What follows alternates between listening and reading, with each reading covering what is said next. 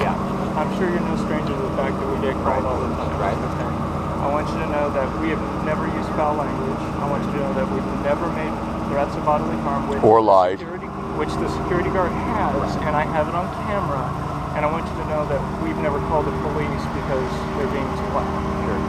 And so we really, first of all, appreciate what you're doing. So that's what's happening is that my friend was preaching, and they didn't like it, and frankly, they can't invoke a law that considers the response of the hearer of First Amendment rights. So Officer Godfrey was very, very nice, and she's taking the report. And like I said, we've got everything on camera.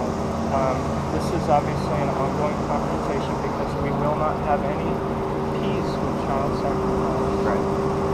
So that's our perspective. That's what happened to the people we had on camera. So feel free to get their perspective. We invite you to do that.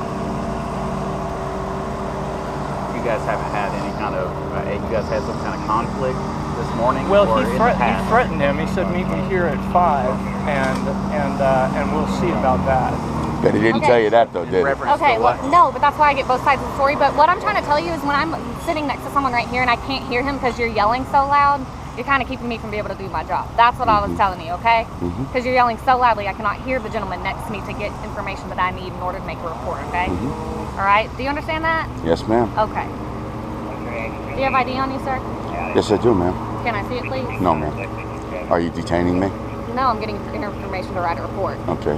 If you're detaining me, I'll give you my ID. I'm not but unless detaining you. well, then there's no reason constitutional reason for me to give. But I need your information in order to write a report because that's doing my job, all Well, right? Let me ask you a question. Don't you guys usually do this on the other side of the street, or? This is where we legally can do this, sir. But don't you usually do it over there? I didn't. No. I do it in any different place that are constitutionally protected. In my I don't do it experience, on the other side of the white line. I've never crossed foot over there. Not even my sign, right? Just the guys that I've made contact with, and I don't recall whether I have or have not made contact with you guys out here before. Usually over there. I speak from over there because I can. Right. Are you guys familiar with the doctrine of the lower magistrates? Lesser magistrates. Lessermagistrates.com. I'm not.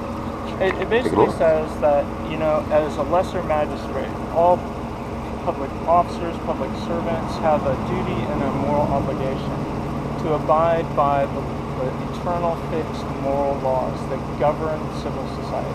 In other words, the Ten Commandments. So we encourage you to look into that because, like 50, 60 years ago when Dr. Martin Luther King was, protesting. I thought that's what you were referring to. Right? Laws that basically, if they're against, human law, then you don't, then they're not right to enforce, whether they are man laws. Exactly. I'm familiar with that. I wasn't familiar with the title, but I'm familiar with it. As Christians, we fear God more than we fear man. Sure. Right? Sure.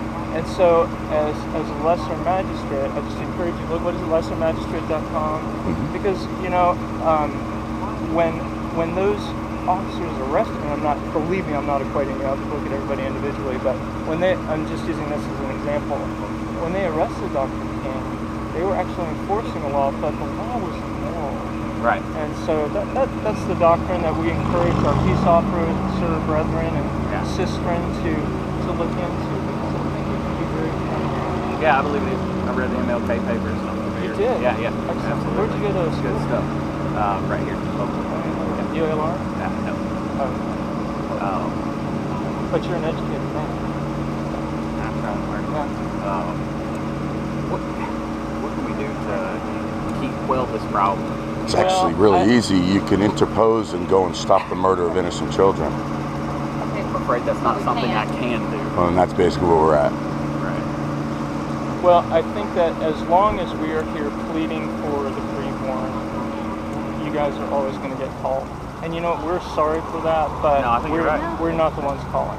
Right. And we're not the ones threatening. We're not the ones cursing.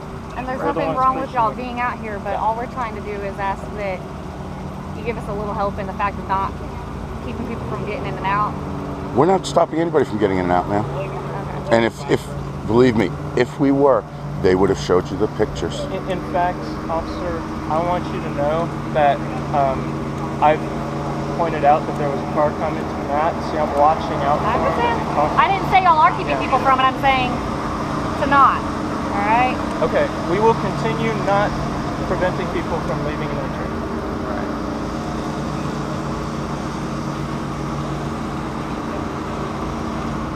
Anything we can do to help quell this thing? Are you guys yelling back and forth with this guy? I mean, I haven't seen your video. I don't know, but are you guys? We're engaging them in conversation. We were hoping for an intellectual, civil discourse, but we're just not getting it. Right. I mean, this girl up here asked me a question about rape exceptions, and I said, okay, I'll give you my 3 answers, and I appreciate that. But she didn't stay and listen. She dropped the F-bomb several times and walked away. And I'm like, well, you know, I'm an intellectual man. I'm a reasonable. I'll discuss that with anybody. I don't have anything. Right. That's so sad. You guys, we're not here to impose on your right to free speech, but we would like to, we would like to quell whatever problem we can without, infringing on their right to conduct business and your right to free speech. Call it what it is. Come on, call it what it is. I understand. Their right to kill people for money. I understand. We will always, to the extent But that's that not something we can do anything. Ma'am, sir, yes, you can. That's what he was just talking about, the doctrine of the lesser master. Yeah, but Ma'am, please allow us to help you. Killing babies is not a way, ma'am. we will always, within our knowledge, comply with the constraints of the law insofar as it does not violate our conscience.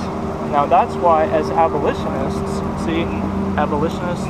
we are committed to nonviolence. That's one of the 5 tenets of abolitionism, and that's why we're committed to nonviolence. I mean, we're Christians. That's the reason. And so you will never get a call that we've been violent. Right. Ever. And to my knowledge, we never have. Right. So, and I appreciate that. That's why you're not sending SWAT. You've got I don't think beautiful Officer Godry and wonderful Officer Phillips, right? I don't think we'd go there. What's your name, sir? My name's Dale, and I'm pleased Dale? to meet you. Okay, Yes. Chris Phillips. Matt. No? Matt. I'm trying not to Chris intercross over here. Oh, okay. No, I was trying I'll not fist bump to. you then. No, I was trying not to get us all tangled up here. Thanks, guys. I appreciate it. Thanks a Okay. lot. God bless you guys and be safe out there.